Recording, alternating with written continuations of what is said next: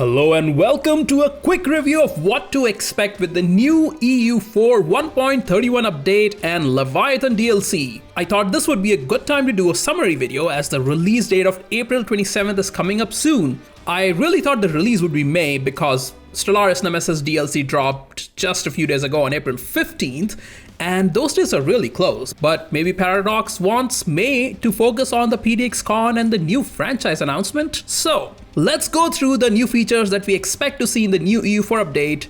This is going to be a short video and I'm just trying to summarize all the changes. If you want more in-depth discussion, I made a couple of videos on the 1.31 update earlier based on the dev diaries, and we will have a detailed look into all the new features as soon as I get my hands on the new update and the patch. Make sure you're subscribed here so you don't miss out on future videos.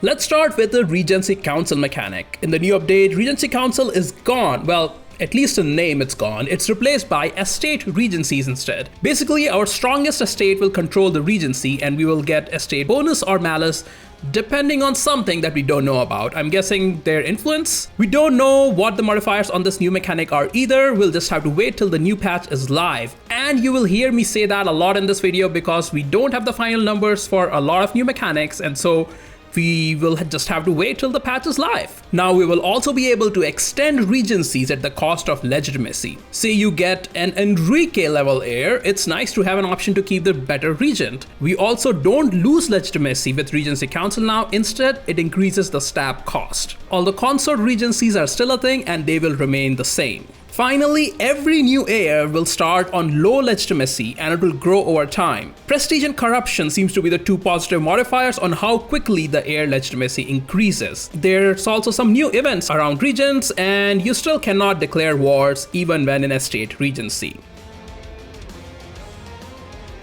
There are now different types of colonial nations, 3 types actually: crown colony, private enterprise, and self-governing colony. Then there are further colony interactions that you can do now. All this is really good. Even though I don't play colonial games that often, this is still exciting because it gives you more options and variance in playing the colonial game. Whether these interactions and modifiers will actually affect the gameplay in a meaningful manner remains to be seen.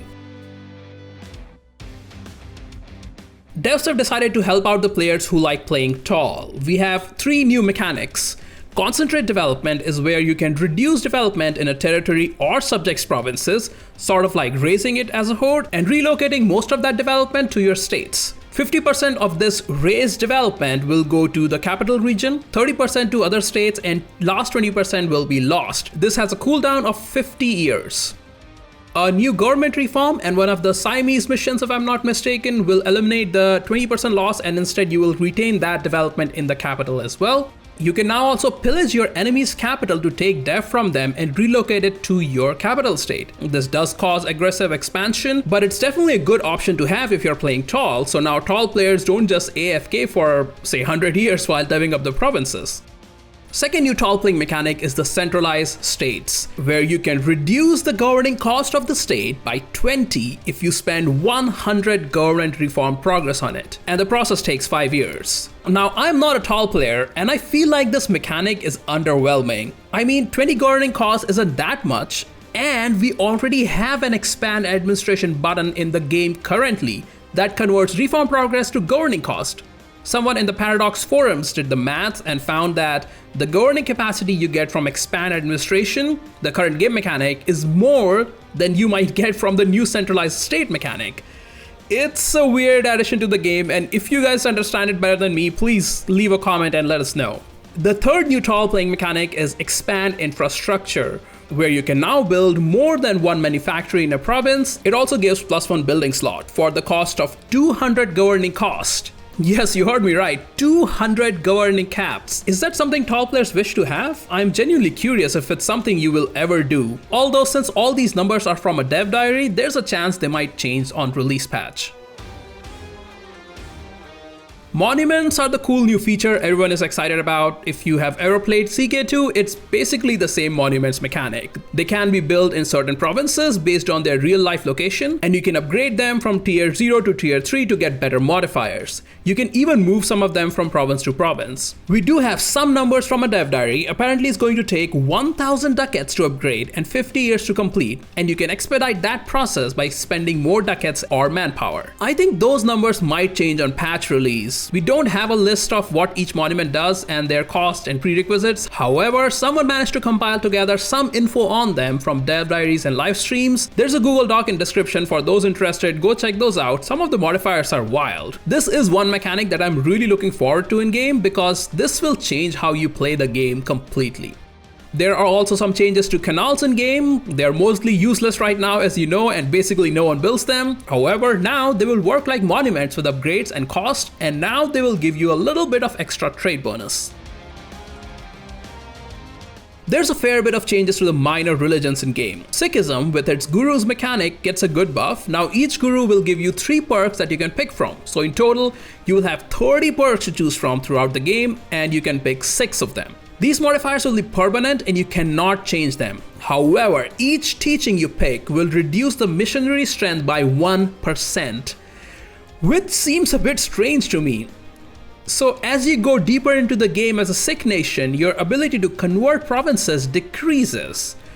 I don't completely understand it. If any of you know the logic to that, let us know in comments below. There's a list of the 30 perks as well, but again, these are not the final numbers and we will discuss them in more detail on patch release. Zoroastrianism got a good buff as well. They now have a Coptic sort of holy sites mechanic. You get different modifiers based on the sites you control. There's also another Zoroastrian province in India, so now we have 2 Zoroastrian provinces at the game start. We also get new Parsi culture associated with it, and the Indian nation there will get an event to convert to Zoroastrian. Totemism is another religion that got some changes, and I must say these are some interesting changes. As a totemist, now you can add your past rulers as deities. This will give you bonuses based on the ruler skill. So if your ruler had a discipline bonus, you can make him a deity and you will get that discipline bonus. The bonus for totemist rulers have been changed accordingly, so these rulers will not get any negative traits, which is really good, and the modifiers themselves will decrease a bit when you make them a deity. This is a very good change in my opinion, and it will make playing totemist more fun. There's a lot more things you can do with favors now. First of all, you can get favors faster by currying favors. This will use a diplomat and will depend on your diplo rep and the opinion. This new mechanic is going to make a lot of smaller starts easier, such as Nawara or Hisnikefa. Further, now you can use favors to get more things. You can trade favors for ducats, for manpower, for sailors. You can reduce someone else's opinion using favors. You can even ask to return core using favors. You can break alliances, and you can request a relative as an heir, giving you future opportunities for a PU.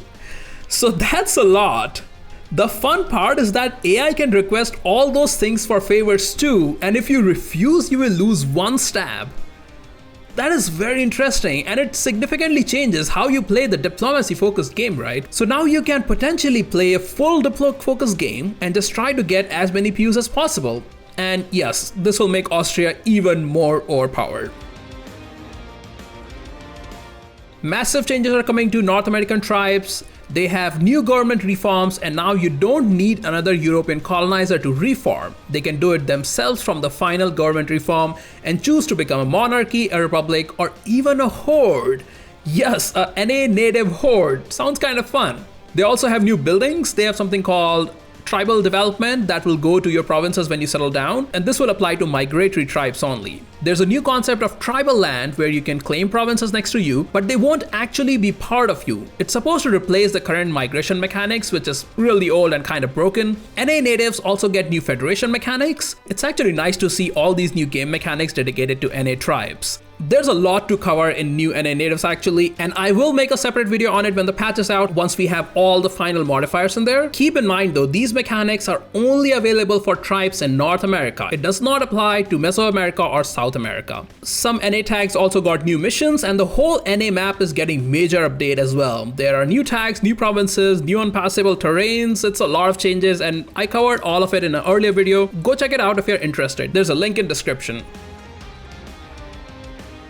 And it's not just NA that's getting major map changes. Southeast Asia is getting a lot of map changes too. There are new tags, new provinces, new mission trees for Ayutthaya, Majapahit, Khmer, Brunei, Malacca, Aceh, Vietnam, Champa, Pegu, and other Burmese nations, Lanshang, Sunda, and more. And I covered all the Southeast Asia changes in more detail in another video as well, link in description. And again, we will cover all these changes in detail once the patch is out. There are also changes to Polynesia. They have some new tags and missions and events. There's a new draft transport ships for plutocracies. There are new provinces, tags, ideas, and missions for Australia. There are new war canoes. So now unreformed natives can actually build ships, which is great and it makes sense. Obviously these ships will be very weak, but it opens up for a lot of interesting strategies playing as natives.